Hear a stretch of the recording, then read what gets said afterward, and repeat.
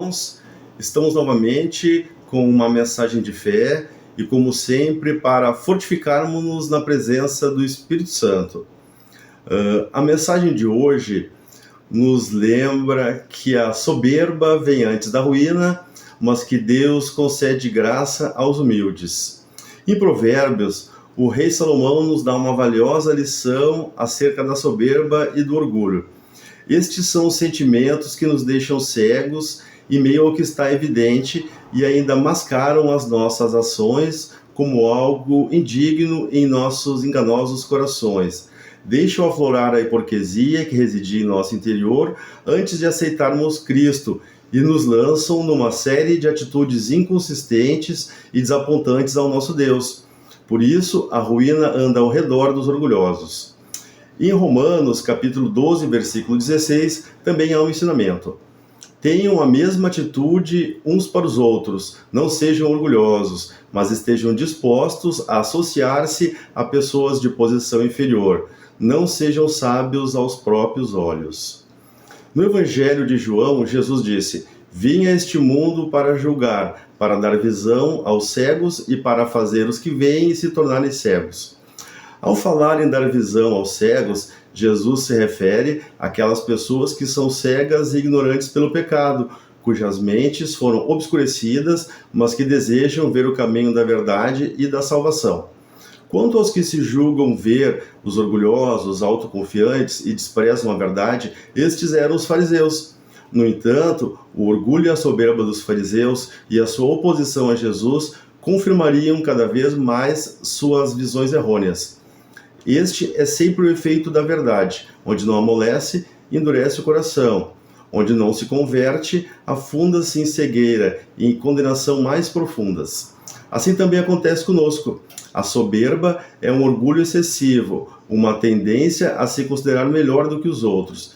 A pessoa soberba se sente como uma fonte de si, a fonte de sabedoria, esquecendo-se que tudo vem de Deus. As consequências da soberba podem ser graves, afastando a pessoa de Deus e dos outros, levando à solidão e à autodestruição. Um exemplo claro de quanto a soberba e o orgulho podem nos levar à ruína remonta ao Antigo Testamento. De acordo com o livro de Crônicas, Uzias foi um dos grandes reis de Judá. Ele começou na simplicidade, usou a sabedoria que Deus lhe deu para fortalecer a nação, o exército, as obras públicas. O tempo do rei Uzias foi uma época muito especial para Judá. No segundo livro de Crônicas, capítulo 26, versículos 16 em diante, está escrito: Mas havendo-se já fortificado, Uzias exaltou-se em seu coração para sua própria ruína e cometeu transgressões contra o Senhor seu Deus, porque entrou no templo do Senhor para queimar incensos. No entanto, só quem podia entrar no templo para oferecer incenso eram exclusivamente os sacerdotes. E no trecho transcrito de Crônicas, encontramos o rei Uzias arrogando-se, com base no seu direito de rei ou na prepotência de seu poder, achando que tinha liberdade para fazer o que bem lhe entendesse em qualquer área. Ele presunçosamente abandonou sua esfera política, o que era âmbito de seu papel, e reivindicou para si também o papel de sacerdote. Diz assim a Bíblia que ele entrou no templo para oferecer incenso.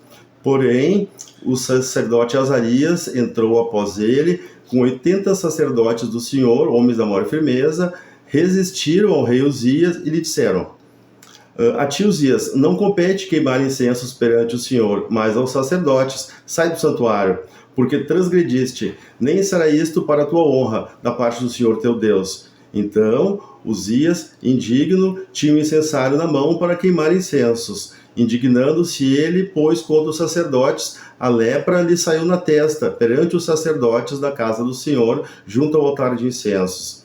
Então, o sumo sacerdote Azarias e todos os sacerdotes voltaram-se para ele, eis que estava leproso na testa, e apressadamente o lançaram fora. Até ele mesmo se deu pressa ao sair do templo, visto que o Senhor o ferira. Assim ficou leproso o rei Uzias até o dia de sua morte.